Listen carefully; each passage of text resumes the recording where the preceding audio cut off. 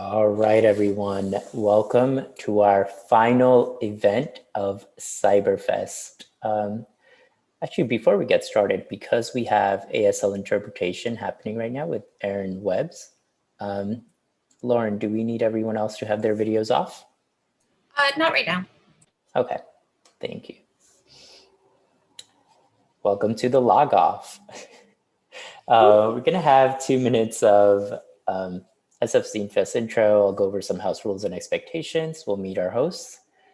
And that should be a step 4 of just, we're not closing after meeting our hosts, but also just whatever this event will be and how it'll play out.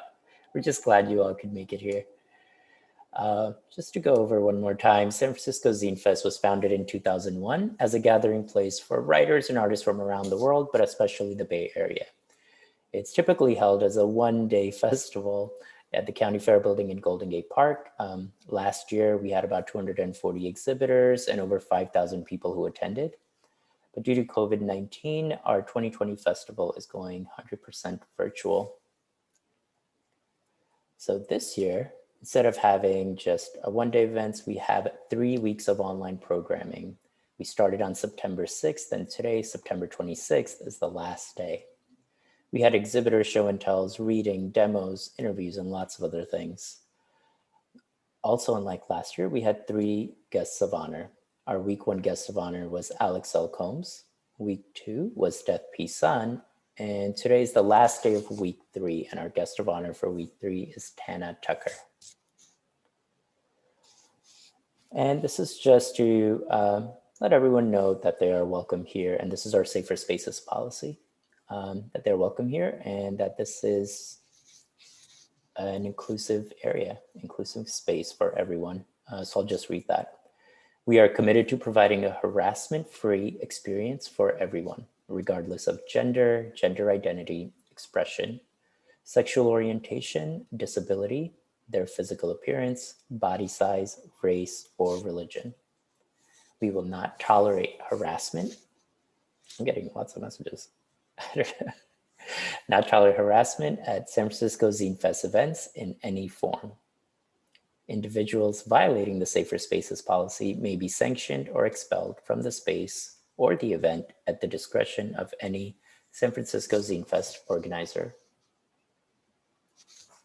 So please remember to respect people's opinions, their beliefs, their differing states of being, and differing points of view. Always get explicit verbal consent before taking someone's photo or crossing other personal boundaries. Be responsible for your actions and be aware that they may have an effect on others regardless of your original intent. A safe and respectful community is everyone's responsibility. Guidelines for Zoom is to keep yourself on mute unless you are talking. And if you have a question, ask in the chat. There are chat moderators who will assist you. Feel free to interact with each other in the chat. ASL interpretation for the LogOff is provided by Nicole Watson and Erin Webbs. Be mindful of folks who are blind or visually impaired by being specific and descriptive when sharing your work. The Zoom session is being recorded and broadcast to Facebook and YouTube. Please keep in mind that this is a family-friendly session, as we also have kids who are participating in today's LogOff. And above all, please be respectful. Solitaire, I quickly grabbed your profile off a website, so please correct me if you're like, oh, that stuff outdated. This is Solitaire Miguel. They go by she, her, they, and them. Solitaire is an early childhood educator and multidisciplinary artist born and raised in Hawaii and based in San Francisco, which is Ohlone territory, since 2003. She has been playing with Leela since 2017 and does improv for spiritual reasons. Solitaire is passionate about restorative justice, vulnerability, kindness, and foggy days. She has been an organizer for San Francisco Zine Fest and has volunteered for various festivals such as San Francisco Cluster Fest, American Indian Film Festival, Aperture, and Kodame, to name a few. Or it could just be Kodame. Solitaire is currently the production manager and a co-founder of the improv group Emotionally available. Leef Smith, our other co-host, is from Mission Comics and Art. Mission Comics and Art is based in the Mission at 2250 Mission Street in San Francisco. Combines a comic book shop with an art gallery in a fresh, exciting way, drawing on the unique strengths of the Mission District, its diversity, and eclectic and energetic art community. You can learn more about them at missioncomicsandart.com. I'm going to pass it off now to our LogOff hosts, Solitaire and Leef. And Hi, everyone. Yeah. Welcome to the LogOff. I can't believe it. A whole month of zines. Woohoo! Never been done. Leef, I've always seen you. This is the first time I feel like I've really met you, but I've seen you at Mission Comics before. So this is cool that I get to host this LogOff with you. Yeah, I'm usually there, but I took some time off this afternoon to not be distracted. And nice to meet you in person too. And I've only caught a little bit, or in-person, a little bit of the Zine Fest over the last couple of weeks. So I'm curious to hear how it's gone for everybody. Same. I mean, what I saw with the show and tell, that's really amazing that we got to see, like, we got to talk to people individually, which might have not happened at the fest. I know for me, like with big crowds of people, that seems like that's a great avenue to explore since we're not in person this year. I would say as an organizer, I got to meet way more exhibitors and artists, and I got to know them way more personally this year than I have in all the previous years, because we're busy running around trying to make sure everyone is being accommodated. We are making sure everyone is safe and everyone is supposed to be working the way they are this way. Yeah, this is fantastic. We're the organizers, all of us, we were agreeing that there are elements from Cyberfest that we plan on bringing in the next year, or whenever it is we go back to in-person festival, because it's just been great getting to know so many people. Can I get like some clapping, some cheer for these organizers pulling this together in a pandemic, like really just putting that community energy out there, and just, wherever you are, like and comment, like really hype up these organizers, because that is no small feat. I did it for 1 year and I was like, whoa, that's a lot. So these organizers here made it happen. So just a big thanks to them. And well, a little bit about me. Again, my name is Solitaire. I use she, they pronouns. I'm here in Yelamu, which is San Francisco. And I currently am a producer for a public access show here called All In. So actually a lot of my interaction with zine makers and artists and community leaders happened through these conversations I had with folks. So I really had the pleasure to chat with 10 exhibitors, a lot of them first-time SF Zine Fest exhibitors, and just hearing how much we want to use zines as a way to pass on information, and going back to that and organizing and using zines as a tool to do so, and how important it is to connecting to other people. So it was really, really powerful to feel that even though we're all like virtual these days, to feel that zines are such a huge part of people's healing journeys and connection to their communities. So that was where I feel like I got the most exposure this whole month long. And yeah, there will be an episode tomorrow evening premiering on public access, which is channel 29. But if you don't have cable or a television, you can tune in by streaming live through SF Commons TV. And actually, I have an Instagram at AllInTVSF. There's periods instead of spaces. I have a little teaser that will also have a visual of what the website is. And yeah, you can tune in and see these exhibitors sharing not only about their zine making process, their spaces that they create in, but them as holistic people and artists. And yeah, you get to get kind of an intimate look into who they are behind the zines. So that was an honor to witness and be in conversation with those folks. So that will be happening tomorrow evening with reruns to be announced. And I don't know when's a good time to play this 1 minute teaser. Yep, Neil, behind the zines. Yep, this version. I love it. Yeah.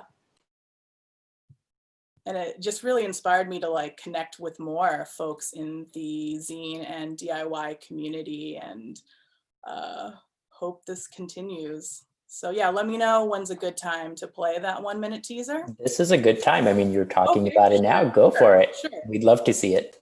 Sure. And then Leef, jump in whenever. Yeah, please feel free. Okay, let's see. Can I share this here? Okay, great. That's, wow, that's set up. You're on top of it. Okay. Okay.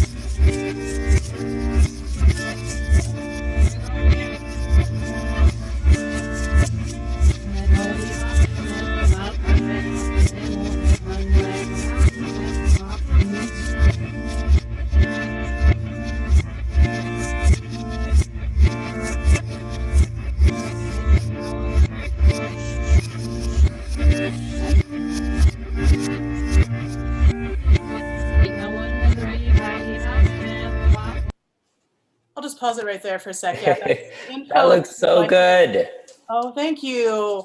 And I want to credit Michaela, who designed that GIF matrix, because I'm running it. I keep running with it. I love that. So she designed that GIF matrix with zines scrolling vertically down the screen. So I took liberties with it. Thank you.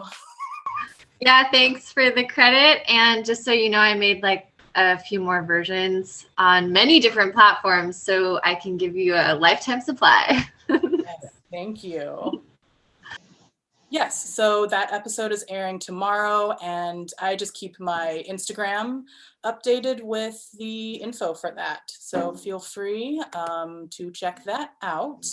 And lastly, before I pass this over to Leef, I have another offering sometime during this LogOff of doing something I've never done before, which is I've gathered a bag here, a silky purple bag that's filled with a selection of zines from my collection.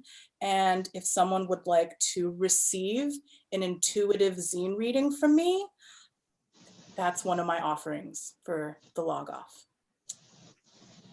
Thank you.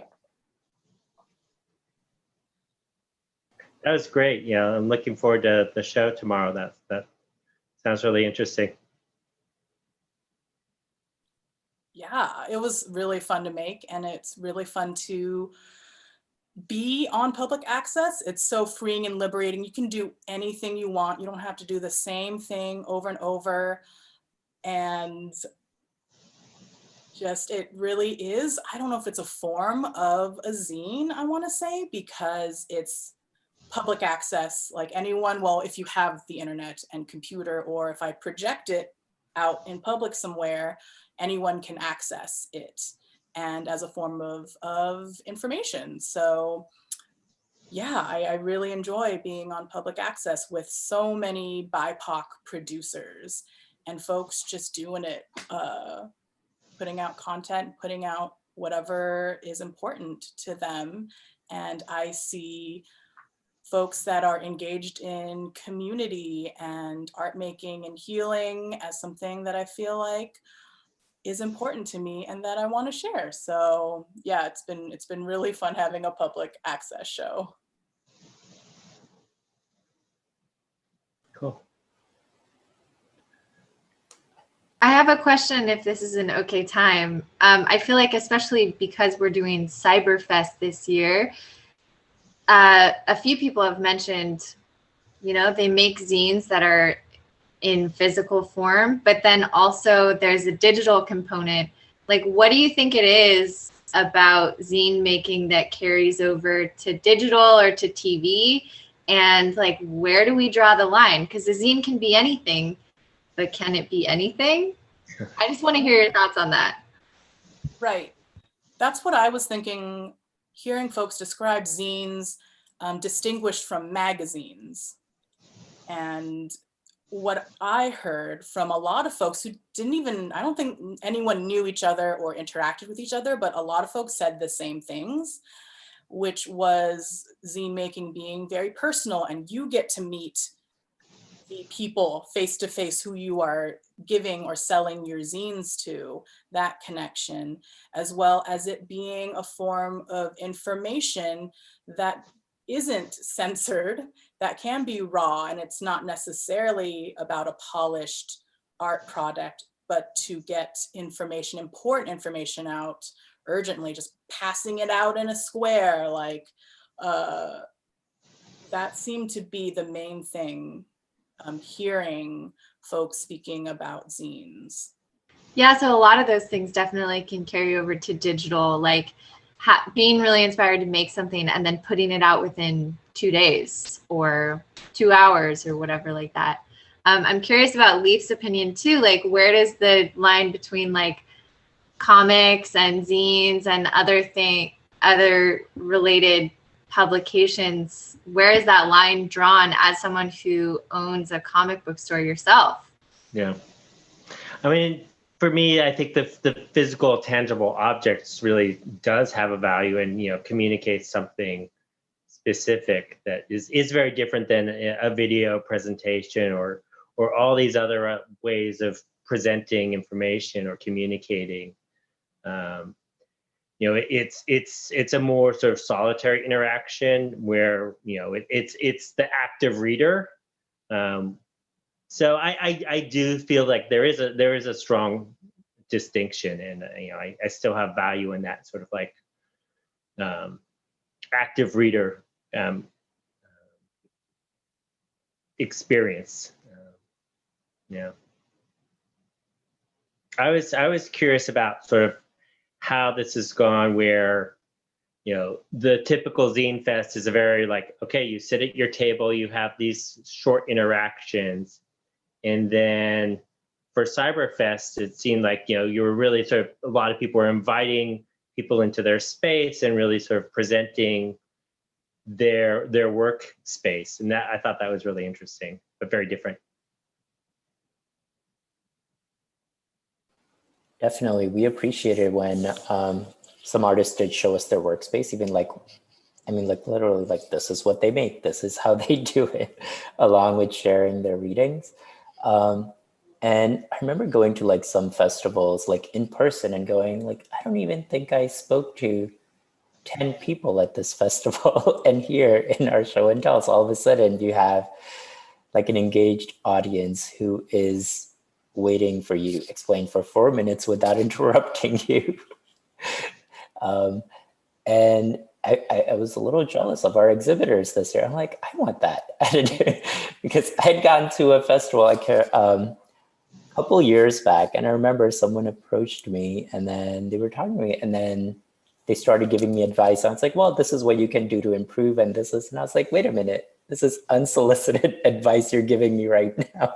I'm just trying to tell you about, this is what I make, this is what I do. And they're like, well, this doesn't work, so you should do this. I was like, so I'm glad, I'm really glad and like proud of this space we created for exhibitors to really open up and share if they were willing to. And I'm going to speak for all the organizers. We're also grateful that so many of you did decide to share, because artists, exhibitors at Zine Fest, all of us, we are not known for, like our talking or social skills as much. Like, hey, because we do often just like, all right, I'm just going to sketch because I'm here for like 6 to 7 hours. I'm just going to be sketching while you look through my work. But this way they had to be active participants. And it was great to see.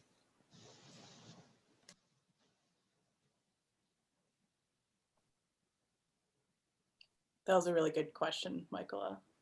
Yeah, if anyone else has any questions, I just wish we had more donuts or snacks right now. Yes.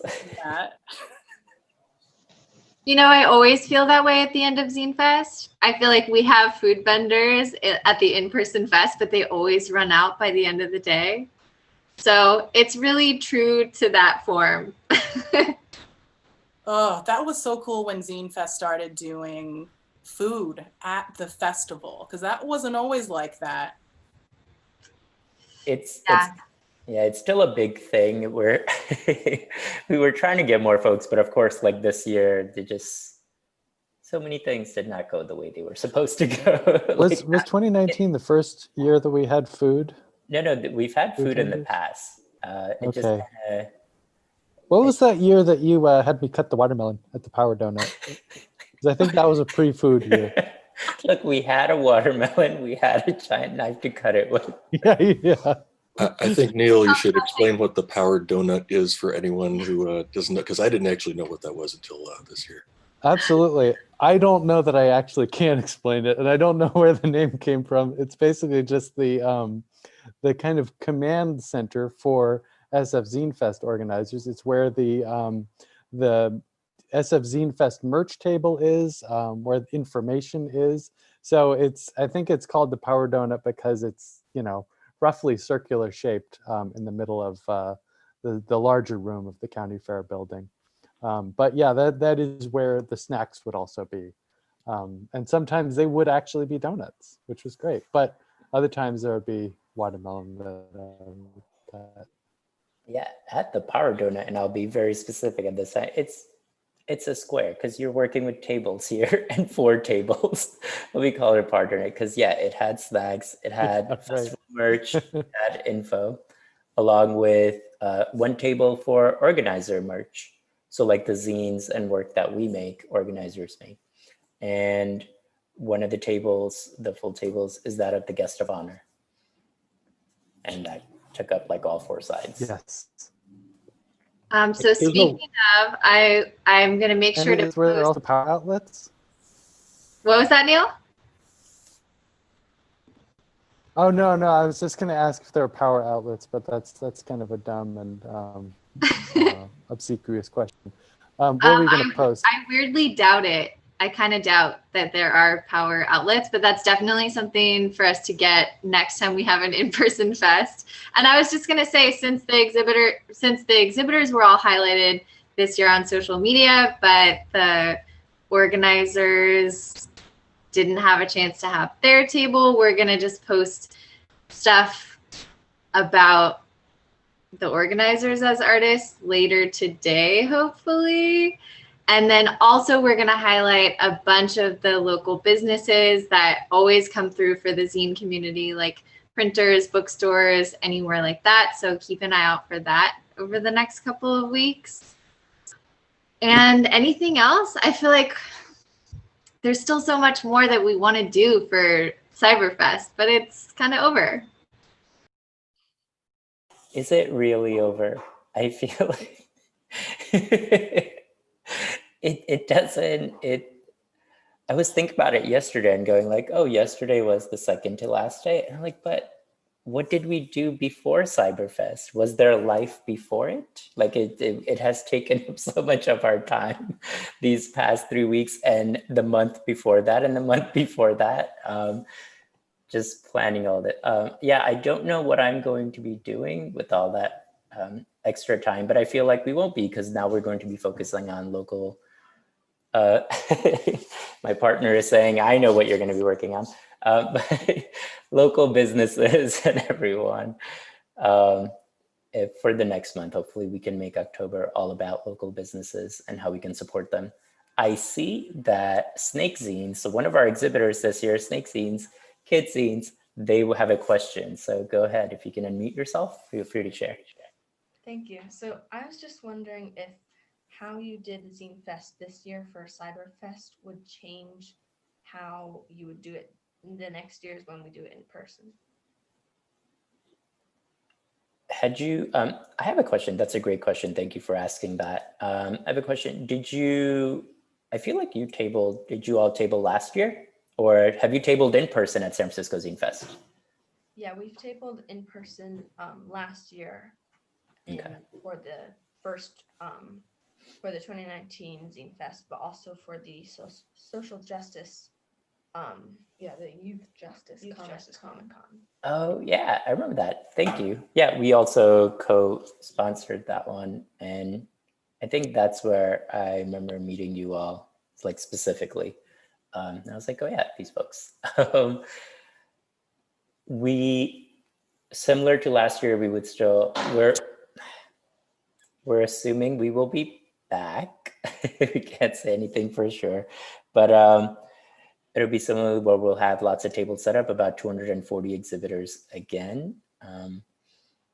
We will still be, so we haven't officially talked about this, though we have started planning for next year. This year, we had a lot of people the exhibitors and applicants who applied from all over the US and really like all over the world. So even providing space for them online. So having like show and tells for some of those folks who can present it that way would be something we can look into. The County Fair building does not have Wi-Fi, I believe. So wouldn't be a way to broadcast them the date of the festival. But we definitely see ourselves having online events preceding and following the one-day festival. It's just going to depend on where we are in the pandemic. But if it ends up being cyber, again, like all digital, we're way more prepared this time for next year, where we've gained and learned so much. So we're feeling pretty confident about next year, but let's see how it goes. That is a really great question, Snake Zines. And I was also thinking about how it was great to have a month long of zine events, and what would that look like, just, interspersed throughout the year, and how to keep that energy going. And I feel like I've heard some comments about that too, was that it was really nice to have all these events. And where can we find more before and after Zine Fest? Wait, I just realized, yes. So this is all a possibility. It all depends on how much sanity we're willing to tolerate or insanity. But as it's just like, hey, support SF Zine Fest, in that for Zoom, we had to get a business account and all these other expenses that we've had to make for Cyberfest. And what's happened is typically, like, we would generate income and pay for tabling fees. I mean, through tabling fees and in-person donations and merch sales in person, that's what would generate the income that would help us run the festival, pay for artists, pay for our website, pay for our different things that we have. So this year, that part's been challenging because we've really just relied on our savings, like the SF Zine Fest savings. Fortunately, we had those. We're like, nope, let's just save these for a rainy day. And those did help us out.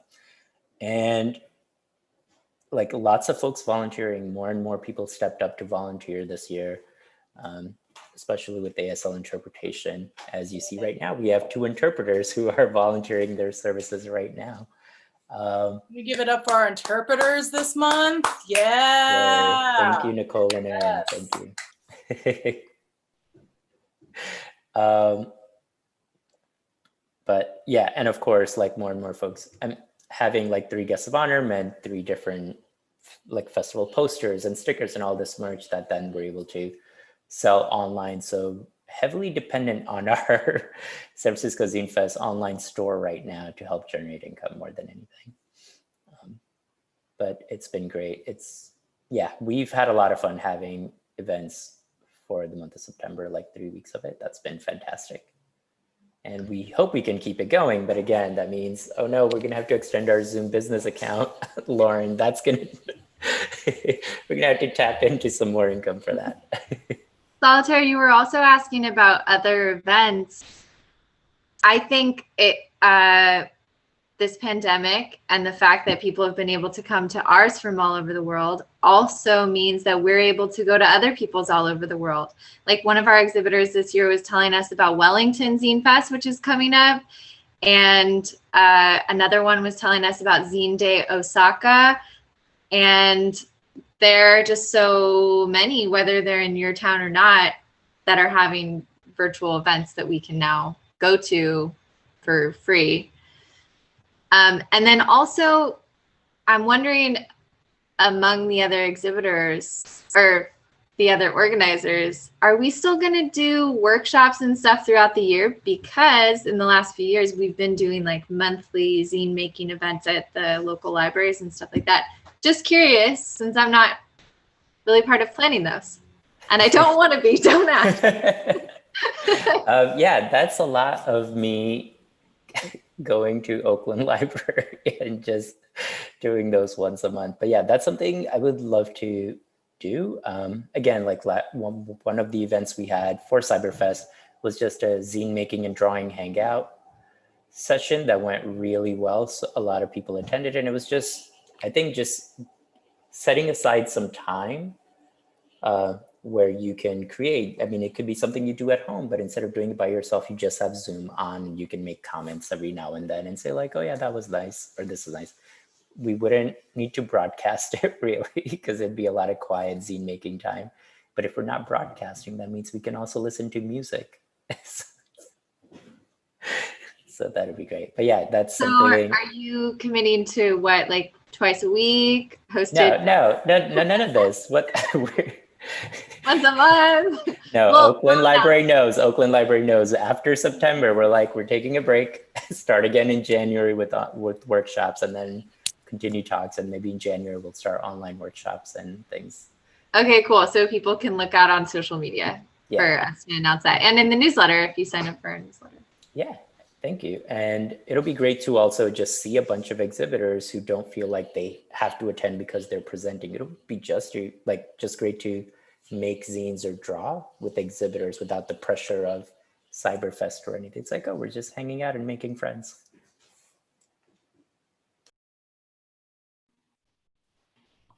I just want to say that we've been to the Oakland zine gatherings, and we loved it. It was terrific. And I think a lot of people there were doing them for the first time and just happened to be walking by, and they totally loved it.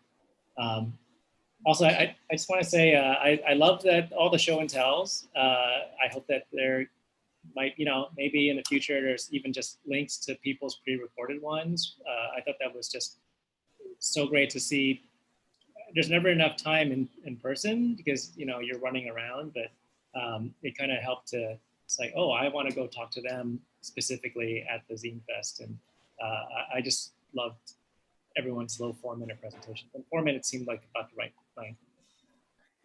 Thank you so much. Yeah, I just realized that when we're at Zine festivals, like as tablers or as exhibitors, we end up repeating ourselves like so many times, like saying the same thing over and over again.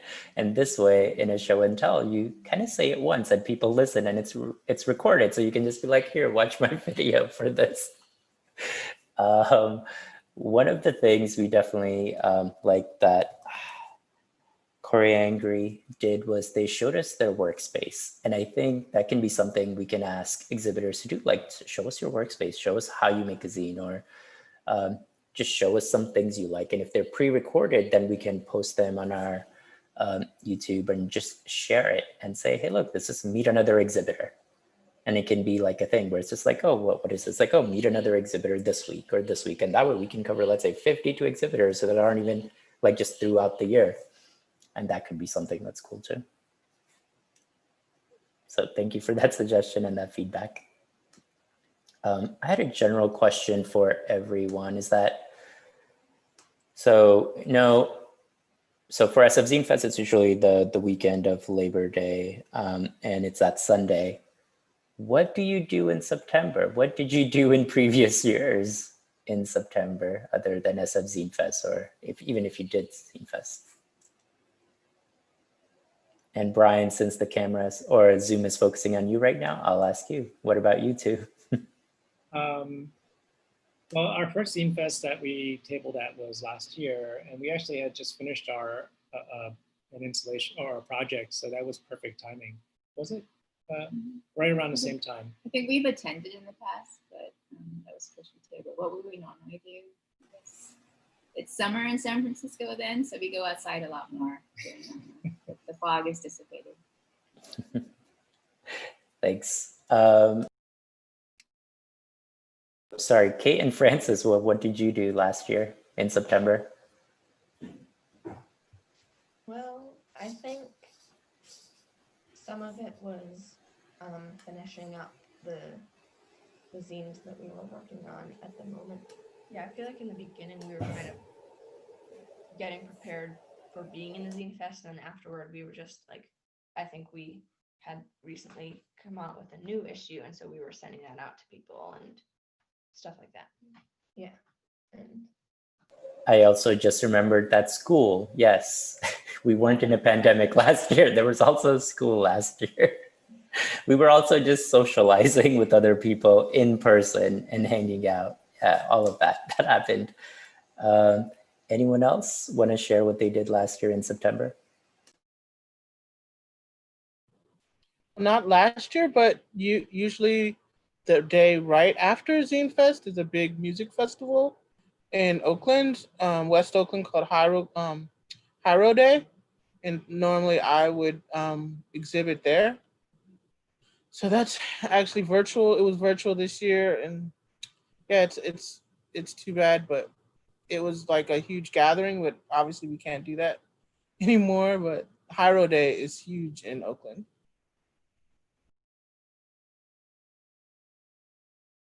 I did not know about that. I typically just slept a lot the day after SF Zine Fest. It's like, I'm not going out anywhere. Just going to sleep. It was so much fun. Gosh, AV, so you basically do it all over again, like the very next day. Amazing. Well, I wasn't an organizer, so I just usually get help too. So I'd put a tent up, and they had like 3 or 4 stages, so it'd be awesome music, awesome food. Nice. Like a whole bunch, like 3 streets are blocked off in West Oakland, and sell a bunch of stuff. But it was actually pretty fun once you get set up. Yeah, nice. So that makes me think about how part of Zine Fest and festivals like that music festival are also for exhibitors about making sales. And I just wonder, I'm really curious to find out like how the sales aspect has changed with being Cyberfest and with having everything be virtual. Like, I mean, maybe people can find more potential buyers all over the world, but maybe people also sell a lot less. I don't know. I'm just really, really curious to see like our survey results later. And if you have any thoughts on that, like from your experience, AV.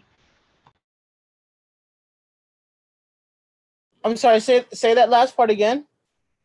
Oh, I'm curious if you have any thoughts on that from your experience vending. Like, do you feel like the sales are pretty comparable when it's online, or even more?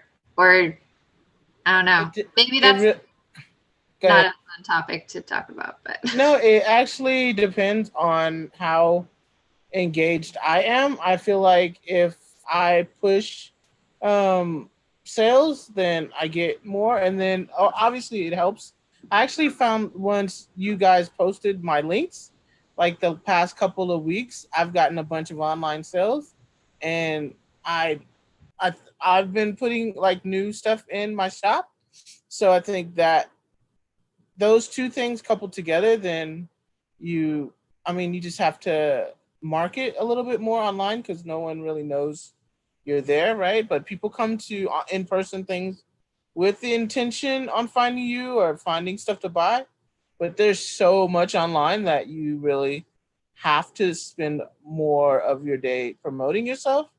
And then obviously if it's a organization the size of San Francisco Zine Fest, more eyes are going to be on the links that you and stuff that you share about me. So that helps a lot. So it's really about making that intentional effort to promote, honestly. Yeah, that's good to hear. So it sounds like it still takes a lot of effort on the part of the exhibitor or the organizer like you, but hopefully by posting everybody's links, we've gotten the process started for people. Right. I think so. Cool. I see that Anand is giving us a new look every few seconds over here. I was rolling my eyes at you, Michaela. There it goes.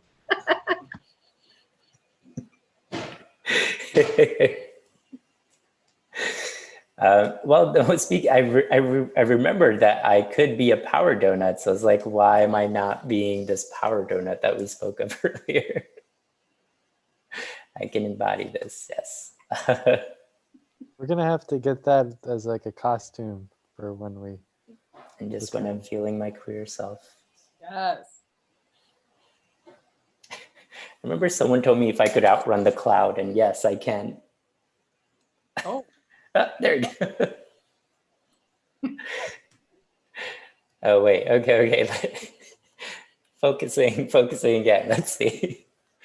What is, and this is something that we can think of throughout the LogOff, is like, what was something you remember from Cyberfest that you really enjoyed? Maybe something you just didn't know, something you learned, something you enjoyed, something you appreciated, anything, like one thing if you could share, and if any, and this is something you can share throughout the LogOff. One of the things I wanted to share was just the reso printing and the screen printing workshops, because I don't know those things. I know they exist. I see so many amazing zine makers and artists like use them all the time and just say, oh yeah, this zine was reso printed. And I'm like, great for you. I don't know how this works, but your zine and your work looks amazing. So I was really thankful that we actually had the workshops, and they were not only educational for me, but they seem to have also helped a lot of other people.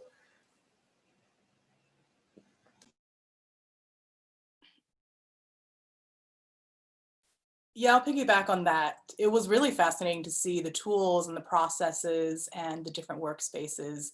So that more intimate look into everyone's process and the work they're doing. And as someone who, I don't come from a visual arts, fine arts background, I was just like, oh, wow, I had no idea that any of these methods and tools are used like that.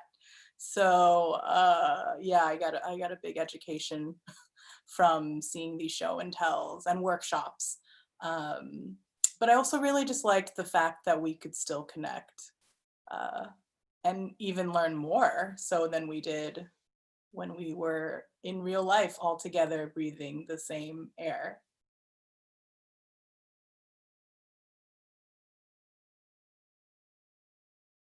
Solitaire, I miss you. Maybe I miss being in the power donut with you. Yes, Kiki.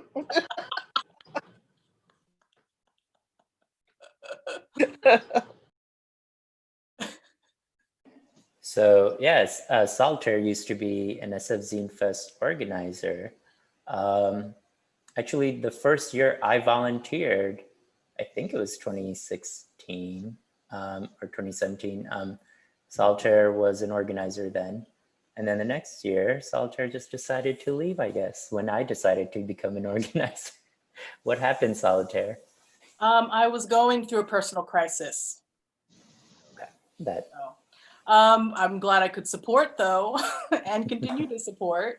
Yeah, I love just kind of floating around and just helping out. Hey, you need some water. Hey, you want me to watch your table for you while you go get some ice cream? You know, I really enjoyed being that backup. And the zine library. That was Yes. something I was like, is there a distanced version? Can we get like an old ice cream truck and like fill it up with zines, and then people could safely distance like 5 people, maybe, nothing too big, but I don't know. I was like, what are other things? Oh, sorry, Anand, you just transformed again. Oh, wow. It's so realistic, 2020.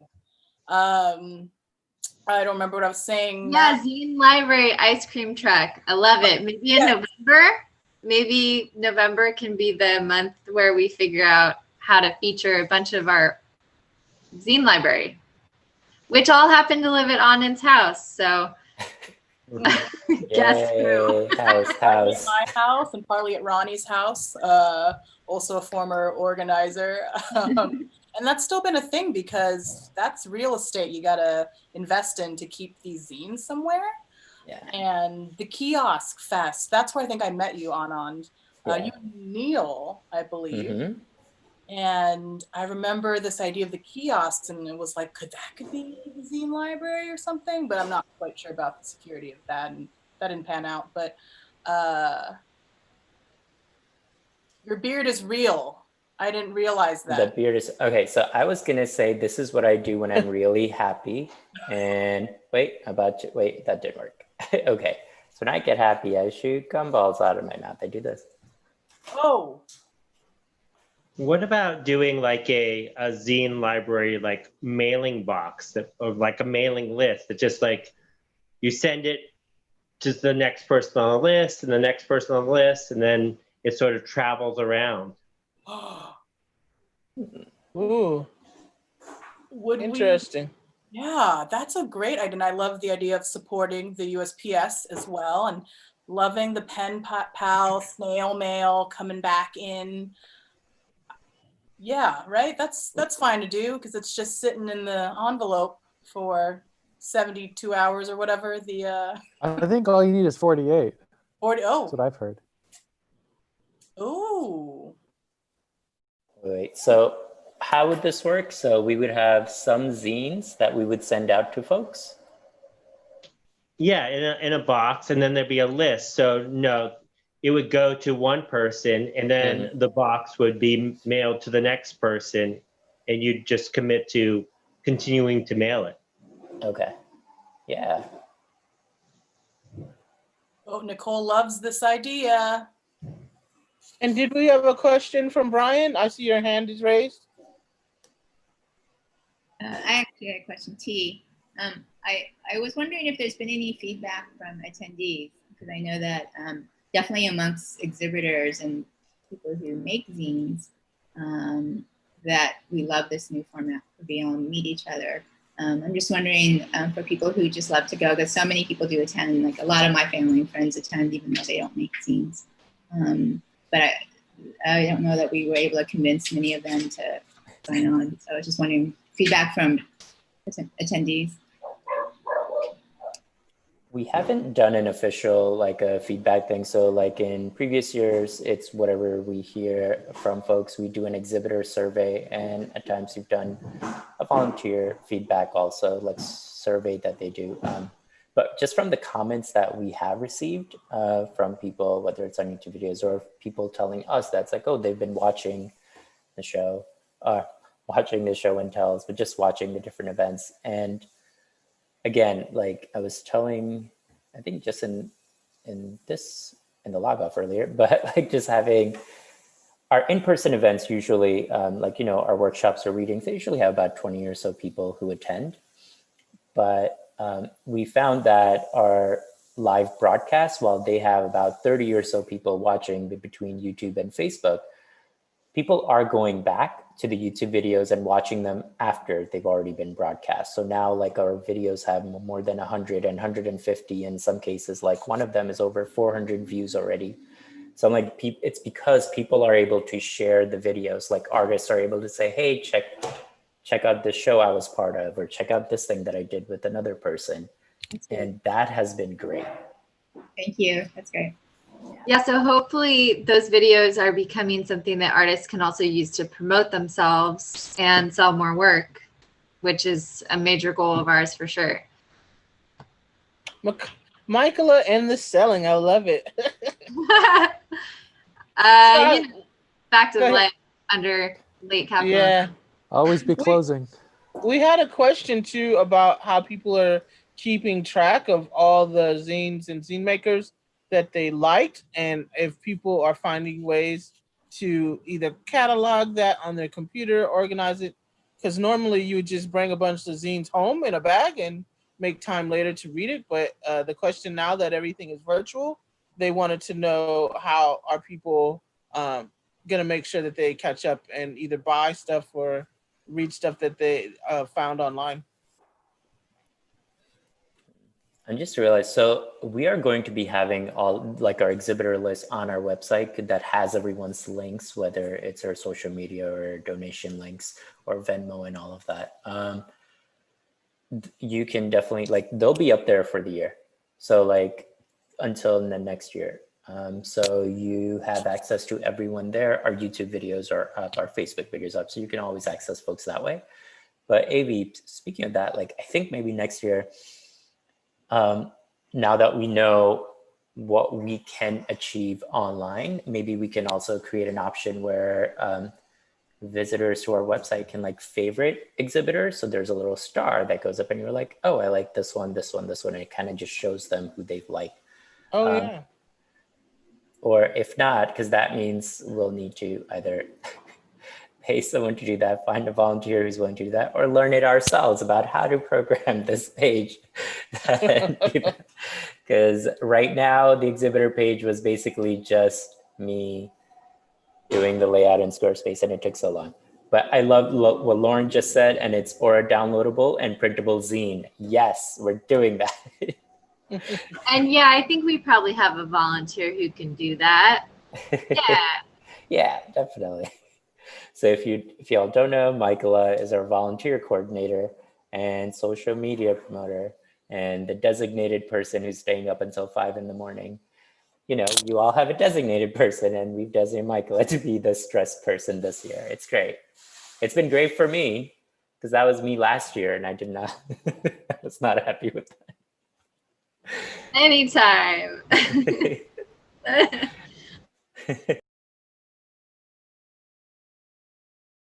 Thank you, Michaela. It's my pleasure. I mean, this is stuff that I really enjoy a lot.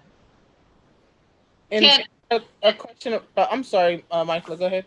Oh, well, I can't do the late nights every night, but, you know, a few weeks of it isn't too bad. What's up, baby? Somebody had a question about trading in the chat, how that will be organized. Kate, who's it? Kate and Francis had a question about trading, if that's a thing and how that will happen. Maybe we can put that in the feedback survey. If you want to trade, we can find a way to link people up after the fact to trade. I don't know. Is that a thing that we could do, Michael, on it? Yeah, I think a thing we can have is like in the feedback survey, we can say like, hey, are you okay with us providing your email address to someone? Is that okay? Because then that way you can reach out to people directly. And again, I mean, if you want to trade, like trading, I think the way the zine community is, the way the culture of zines is, like trading zines will always be a thing. But maybe people need a nudge. They're not as definitely. So yeah, just like as we are. Yeah, so just like reach out to folks on social media, like you have their links also if you are interested in someone. Yeah, definitely. And if you are thinking about a zine or a zine maker that you remember from one of the show and tells, but you don't remember their name, then you can just reach out to us. Right. I was going to say we can step or look on the Zine Fest website. I think our exhibitors are going to be up for quite a while, right? Yeah, for all three. Yeah, until the next festival. But of course, like when you reach out to us, please don't just say that person wearing the blue hat, because I will not remember that person. Be a little bit more descriptive than that. Yeah. a lot of people did say specific stuff about wanting to trade or being open to trading or always trading when they're at Zine Fest. So I think that if you contact anybody through their website or through social media, then they'd be super down. Or we can do a post on social media on our page, Michael, and say if you want to trade, post your Instagram handle here. Yeah. And people feel more comfortable, because I get the feeling that people are just shy about reaching out on their own. Yeah, that's a good idea. And like if you have a zine that you want to trade with people, then you could also post pictures of it and you continue using our SFZF 2020 hashtag or something like that. And just specifically say like trade. That'd be cool.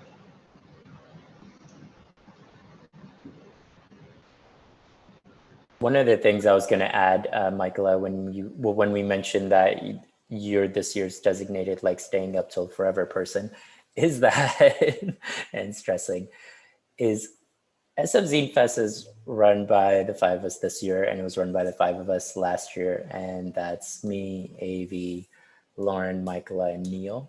And I've said our names in alphabetical order so many times that I'm like, that's how I remember us. But it's also, it only really works, and we're volunteer organizers. I mean, we give ourselves an honorarium kind of thing, but it's the five of us coming together, and we have our typical like 9 to 5 jobs kind of thing, the jobs that pay rent, and then this is us doing extra thing just like because we love it. Last year, and because I'm a kindergarten teacher, I have the summers off, so I was able to plan for the next school year, but also, spend more time on planning SF Zine Fest. This year, with all the chaos of all that's happening in the world, and we've all been preoccupied with that, I think Michaela had more of a freer time. So she was able to work on more of SF Zine Fest this year and take on a lot of the load when it came to coordination and social media promotion, everything. Yeah, I don't have a full-time job right now. And I've noticed that it's very, very hard to make time for the things that you love when I do have a full-time job. So I'm really glad that I didn't. Never want to again. And I'm sure it would be the reverse if it was one of the other organizers who had more time free and took on more of the load of it. I just want to say, as somebody who has watched every one of these events all month and been on Slack constantly, Michaela does a lot of work that is probably largely invisible to attendees and exhibitors, but has made everything so much smoother. So I just want to highlight that.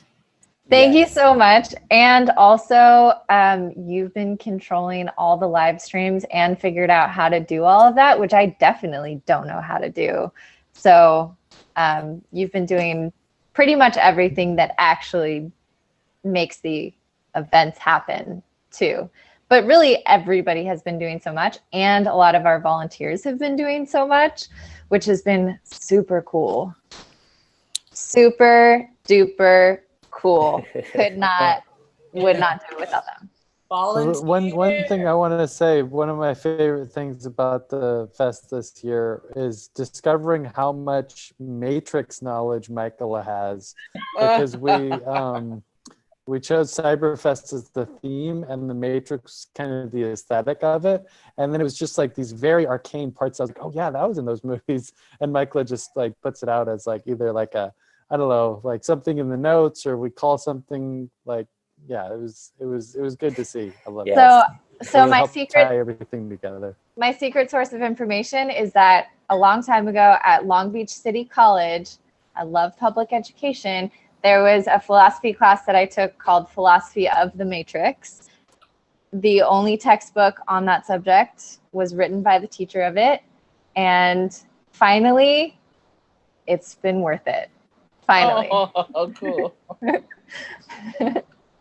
You've been training your whole life for this. Right? Didn't know you were the one. You are the spoon.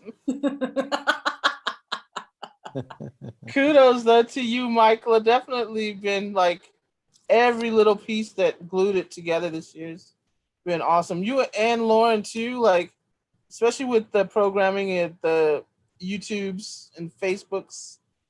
And I really enjoyed watching Neil, do a lot of improv on the show and tell. Like my favorite part is like, Thank you, Amy. I Perhaps love too it. much sometimes. Neo. But thank you for that. Neil's the man. Yeah. You Just haven't get- yeah. Just come the Jimmy Kimmel of Well, hey, energy matters. And I just want to keep it flowing. Wherever it goes, just follow the energy. But thank you. I'd watch your talk show. That could be wild. Maybe Solitaire and I, maybe we can get together and discuss how to get this on public access. Yes. There you go. Neil and Solitaire Hour. I'm up for it. Yeah. That I would love be there was this fun. moment, Neil, where you're like, well, we have a minute left. What kind of lizards do you have? You talked about lizards. I don't know what it was, but No, my expression when he would do that, I'm just like, what are you doing? We've got a minute. Just close it. Close it.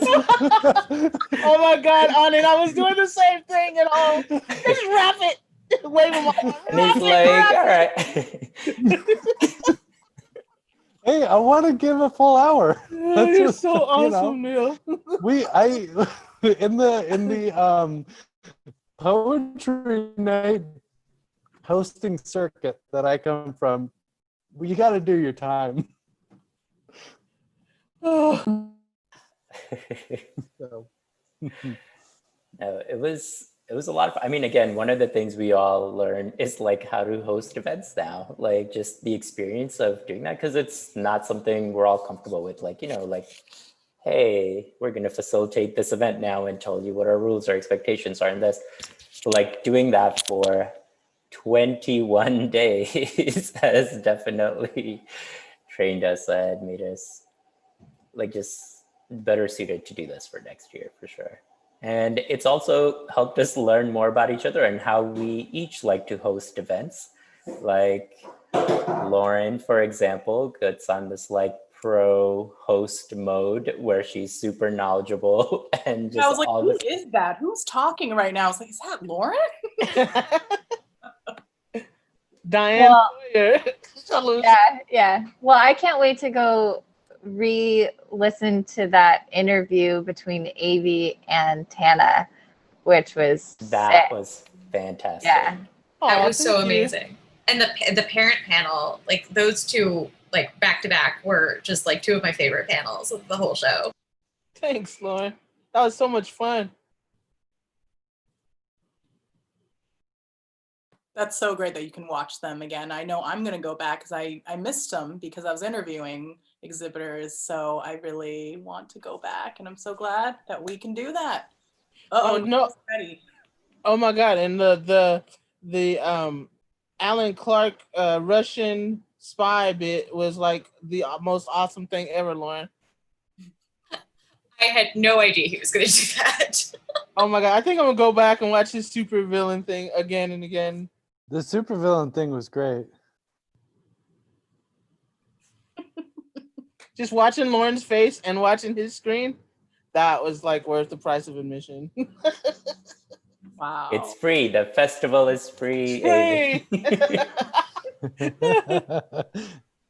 Wait, it was supposed to be free? Why did you charge me admission the whole time? Right? Yeah, what are these charges on my credit card statement? Organizers need to pay. My Venmo. That's what he was talking about when it's been from our savings this year. Yeah, from our personal savings. Fortunately not. Neil, thank you so much for changing your background to be appropriate for your Jimmy Kimmel persona. Thank you. I don't know how to do a Jimmy Kimmel impression now. Maybe just put my hands in my pockets and there you go. Mumble, you heard about this? I don't know.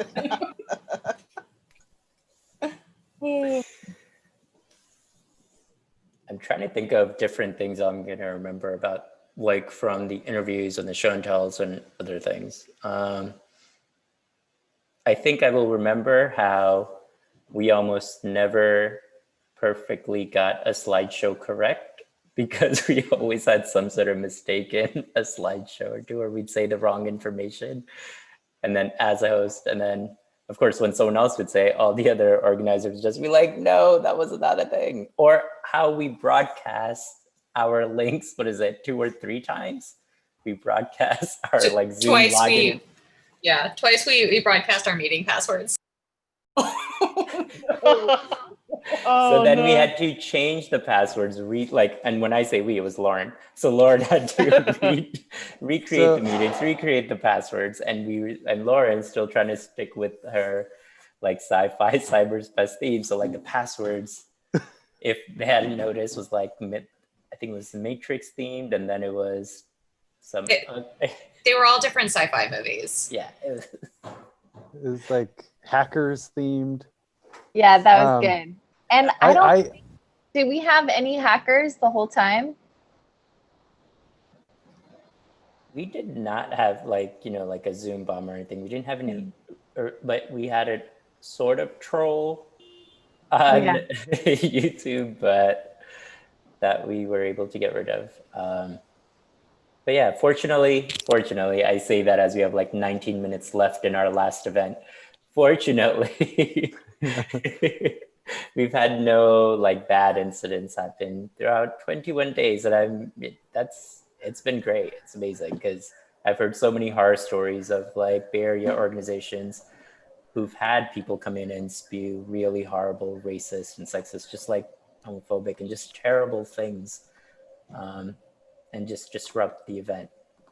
So I'm glad that has not been the case. Plus also, zine communities, the community itself is awesome. And we're also still so outside of the main culture that people don't even know we exist. So it's nice. It's nice that way.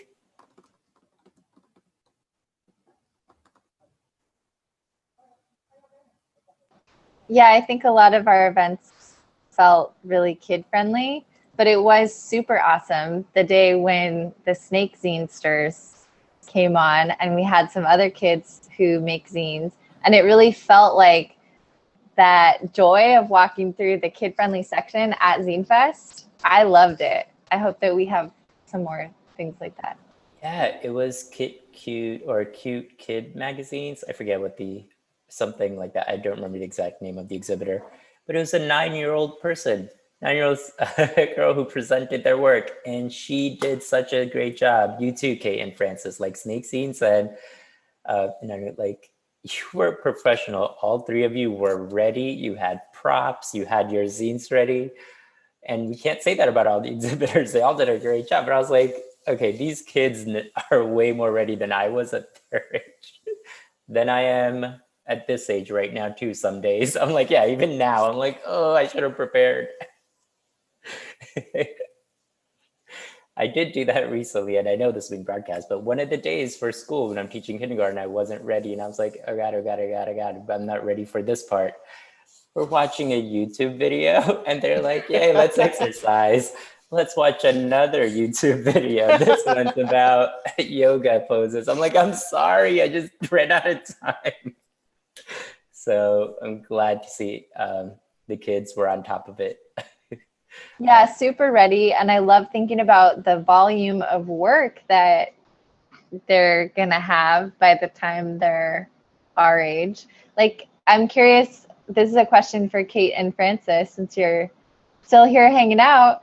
How many zines have you made? Like, what's your collection of work looking like right now at your age already? So we've made a lot, but we also started when we were younger. So we started in 2015, and a lot of them were like not good at all and not like things that we were really happy with. And so then right now we've gradually transitioned to like professionally printing them. And right now we have 4 like big ones. So this is our most recent one. So like we have 4 of these. And this is our 18th full size, or like our 18th regular kind of issue, and then Yeah, this and is then our we've one first small one. our first mini zine, And that's about social justice. and then we're working on our 19th issue, which is gonna be the watercolor issue, and so we're not quite done yet. Wow, that's super cool. And it's also cool to just see it on a bunch of different pages like that. Like we're getting to see some of your process for how you make it. So cool. Who is the writer? Who is the illustrator? Or do you both share those responsibilities? It kind of depends. Usually Frances is the one who does the comics and all the illustrations with the animals who are like the main characters. And I do like games and interviews and recipes, Lettering. yeah, and kind of like organizing the whole Yeah, thing. Kate's the project manager. Otherwise, it would never ever get done. So.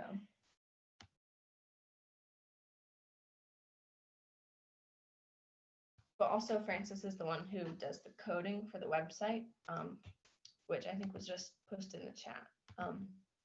But yeah, and so she's really good at that too. Oh, well, maybe you can give us a few tips since we were just talking about making our website better. I don't know that I am completely done and happy with the Snake Scene website yet, but I'm going to keep working on that and try to improve it. So I bet that would be a good zine making hangout that we could do online, like just about the other parts of making zines and selling them. Of course, I'm talking about the selling them again, but like how to share them with the world is what I'm really getting at. If people could just hang out online and talk about tips for making their websites better. that's a good idea.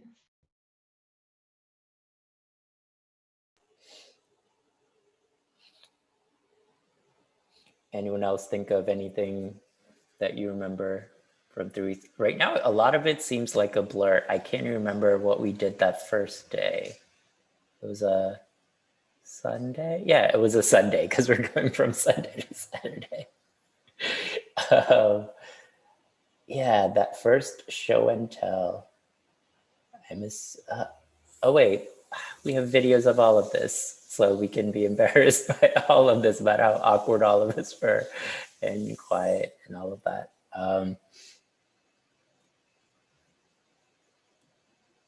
Yeah. All right. I think we quickly got better though. Yes. I think yeah, we did it. We did a great job, team. Yeah. Woohoo! I wanted to do, actually, one of the things I liked, and I feel like now I'm going to use these for like all interviews, is like the lightning round questions that I found out later on that Michaela was like, oh my gosh, what's this lightning round questions that he's going to do? And then because Michaela was doing live captioning for that. Yeah, how was that like, Michaela? Can you tell us more about live captioning, what that experience was like? It was helpful to have watched the first like the figure drawing lesson where our host was saying that when you first get started, your hand's kind of awkward, but then your muscle memory comes in and you get warmed up. So it's the same with live captioning for sure, where at first I would make a ton of mistakes and be all slow, but then gradually get my system figured out for like how I wanted to say who was talking and whether they were reading stuff on the screen and whatever else. But gosh, I feel like I type pretty fast, and I just have so much newfound appreciation for people who actually type really fast and do this stuff professionally, because it's really hard to be listening and watching and translating that into typing as well at the same time. So I also just like really enjoyed watching the ASL interpreters and seeing how animated and enthusiastic and reliable and everything they were coming through for us all the time. I have a lot to learn about captioning for sure. How many words do you type per minute? I can go take a test real quick online. I haven't taken one in a while. I don't know. How did you learn how to type? I learned in 6th grade I took a mandatory typing class in our very old-fashioned computer lab, probably around year 2001. And it was some kind of computer game that you would type along to. But how I really got good at typing is talking on AOL Instant Messenger for up to 8 hours a day. Wow. From age 13 to 17. I spent a lot of hours and I just got really fast at typing. Of course, my typing is also a lot of abbreviations and slang and no capital letters and all that stuff, but strongly recommend talking online all the time. I was. Oh, are we getting into our screen names? Was that your Yep. screen name? Oh. Back when I had AOL. Type your screen names in the chats, everybody. My aim for life was not my screen name, so I don't remember. I had lots of different. Don't we all have like lots of accounts? Definitely. Michaela, you were talking about the game that you learned typing on. For me, it was Mario Teaches Typing. It was, and if you type too slow, then Mario would fall into a pit or off the cliff. Ooh, mine wasn't anything cool like that. It was some like off-brand fairy game. I guess that's cool. But see, the thing is, the newer generations, they are not typing. And I say this as a teacher and as someone who's substituted in high school, middle schools, and elementary schools, and that the newer generations, they actually don't know how to type on a keyboard because they grew up with cell phones.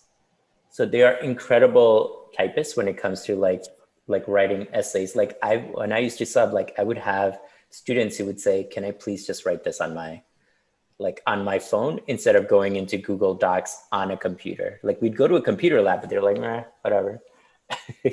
And I think like even now they start doing like because there aren't really computer classes as much anymore, because unless you're doing coding or learning Photoshop or some other thing, there aren't really anything for typing anymore. And maybe Kate and Francis can tell us what they use, but I know the one that some elementary schools that I've been to use is Typing Club. It's a website where you're playing games and you're doing different things. Kate and Francis, what do you use, or how did you learn to type using a keyboard? For us, we didn't really have any like thing that we had to do. We did, I think in 4th grade we had like a computer lab kind of thing. Yeah. Mm-hmm. Where we had to do that, but I feel like we got good at typing fast more in like middle school / right now, because we have to type a lot of like essays and a lot of homework and stuff. And that's just on the computer. Right. Nice. So yeah.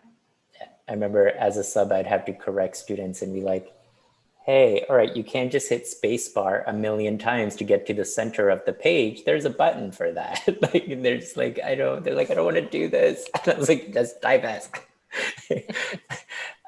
And I just wanted to mention that my usernames were my name for AOL, for AIM, Deku Link, because I was really into Legend of Zelda when the game came. I was like, yes, Deku Link. And when I moved to the US, the first animated movie I ever watched was The Lion King. So obviously I had to go with Anand, The Lion King, 84. As a high schooler, these were my names. It was great. People just assumed it was talk, but somehow I'd misspelled talk because I was an immigrant. That's because beautiful. And I figured it was an Atlanta reference. Atlanta King somehow. Yes, Or like, that's me. Yeah. So just a quick public service announcement about not typing on your phone. I have actually just not typing too much in general, but I have a hand injury from working too much. And it's not from Zine Fest. It's from my actual job that I had. And just like using a mouse and just doing this over and over and over again and just doing this over and over again, it messes you up when you're getting up there in years. Careful, everybody. So what's the alternative keyboard and mouse? Like a rolly pad? Is that what you recommend? A rolly pad is good if you have a shoulder injury so that you don't have to move your hand back and forth. But the mice that are good for my hand injury, I don't have one, but basically like instead of being flat like this, they're like this. They're like a handshake. Yeah, those, yeah. I've seen Or a those. pen that you can grip. Yeah, I was gonna say, Michael, maybe like the Wacom tablet, like not just for designing or drawing, but just to use it as a cursor. That Yeah. could be an option. Yeah, I don't know. I'd try anything, but you know, I could also like not use my phone ever, and that would probably help it. Yeah. Or I could just go back to doing everything analog with pen and paper. And then if any of you send me an email, I'll just respond with a handwritten letter. Or maybe you could like mail into a service that then we'll send it as an email. Okay, I'm going to pull a Neil, try to not close this out, and say, hey, we have about 4 minutes left. Want to talk about Does lizards? anyone have any comments or last minute questions before I go back to the slideshow and just kind of bring this all together? The funny thing is, I actually learned how to type dun dun dun on a typewriter. Whoa. Wow. Wait, Avi, like an electric one or like a actual? Nope. Well, no, it was electric, but I had a manual one too. Wow. Yeah, I'm old. That's cool. Oh man, my high school papers were handwritten, and so I didn't even start using electric typewriter till college. That's how old I am. Ooh, you win. Yeah, definitely also very privileged that we have the choice to do this. And yet, if we didn't, we could still make zines. Yay. Back to zines. Okay, that's a better note to end it with. Okay, good. Instead of lots of injuries, zines, we can always make zines. And that's what it's all about. Yeah, part of a song. All right, I'm gonna share my screen. I will not continue my kneeling.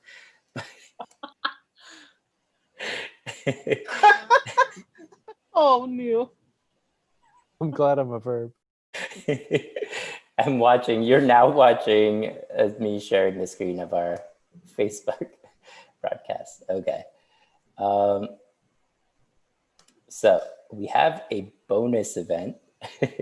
So Cyberfest is ending today, but we have a bonus event, and which is the one that Solitaire is going to be sharing with us, and it's the All-In Public Access TV show. It's from 11 p.m. to 12:30 a.m. I believe, and if that isn't correct, please correct me, Solitaire. Okay, great, and it's going to be online, featuring interviews with several Cyberfest 2020 exhibitors. It's hosted by Solitaire, and you can watch it on this URL. It's 29.sfc.tv. And Solitaire, can you also tell us the channel that people can watch it on? Because you had mentioned that. Sure. If you are in San Francisco, it is on channel 29. Thank you.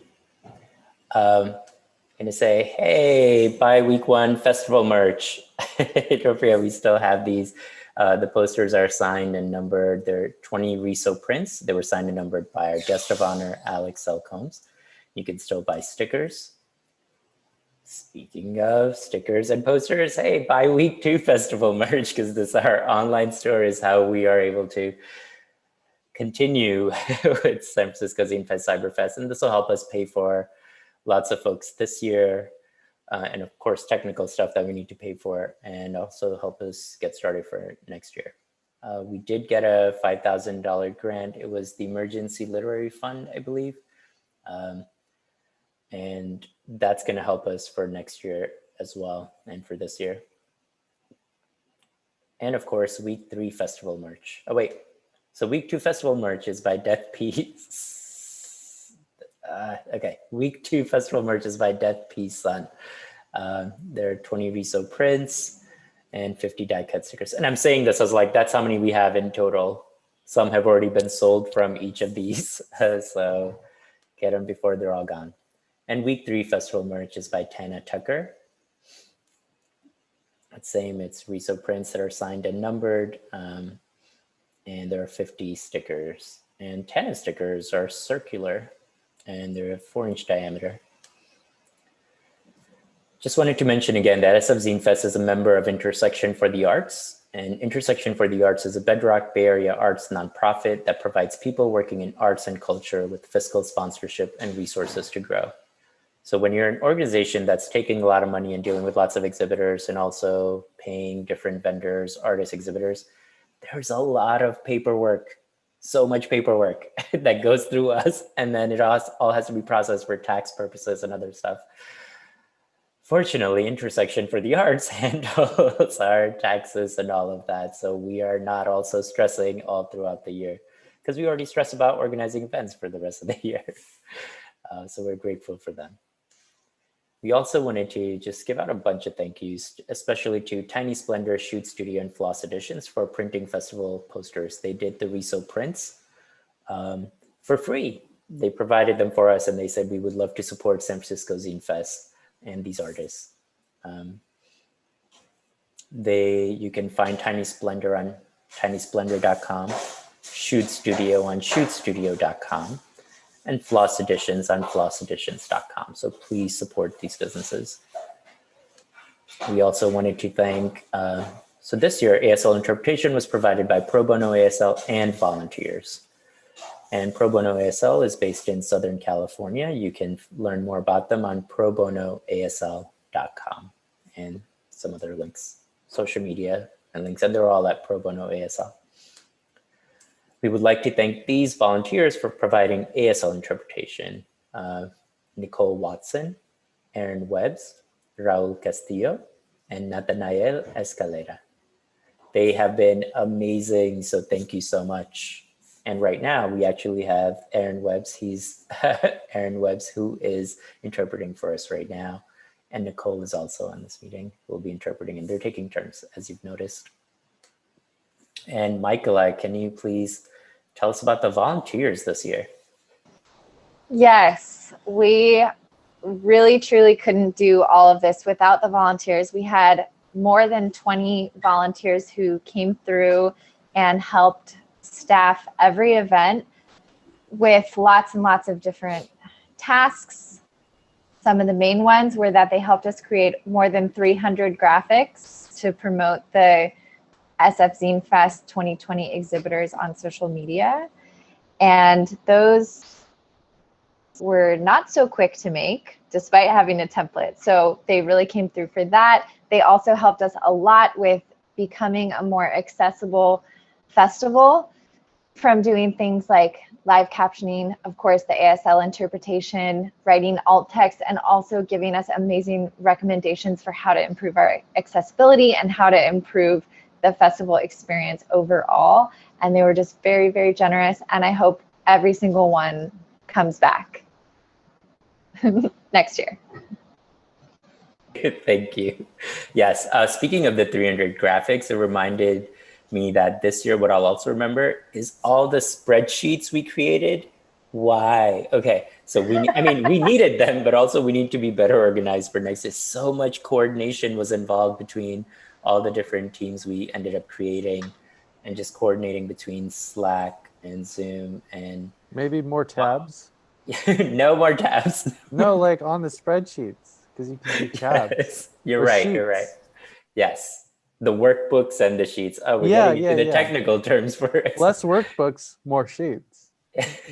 Yeah. Oh, real quick about the volunteers. I also want to say that a bunch of people who were exhibiting also were our volunteers. Yes. And it was so cool to get to know them as volunteers and then also get to know their work. So I would really encourage anybody who exhibits to also volunteer. And we couldn't have done it. Couldn't have done it. And Michaela, can you also tell us a little bit about the kickoff video? Yeah, so also you anyone may have seen our kickoff video where we were trying to give the information about SF Zine Fest in yet another way that people could listen to and watch as a video, very cheesy, but as a video. And we want to thank my brother, G. Tyler Payne, who created and edited it for us. And also to Technopagan, who's a local, I believe, Oakland-based music creator and is involved with Unity Press, who has been one of our longtime zine exhibitors.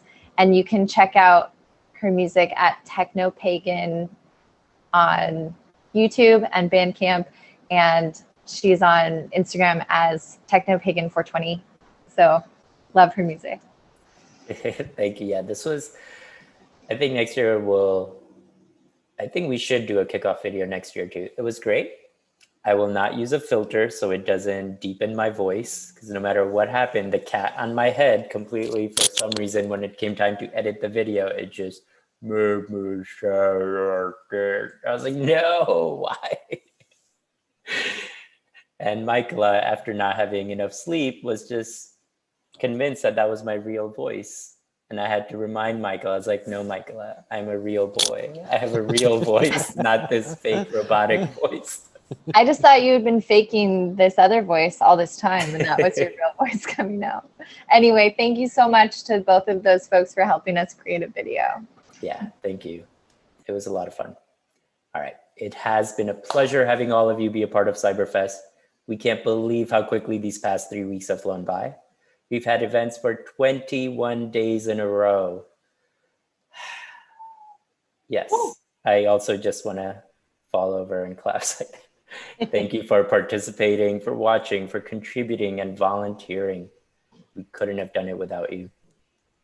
And let's love San Francisco Zine Fest 2020 organizing team. This is us. That's 5 of us, and that cat who made my voice sound terrible. Yeah. Thank you all so much. Thank you, guys.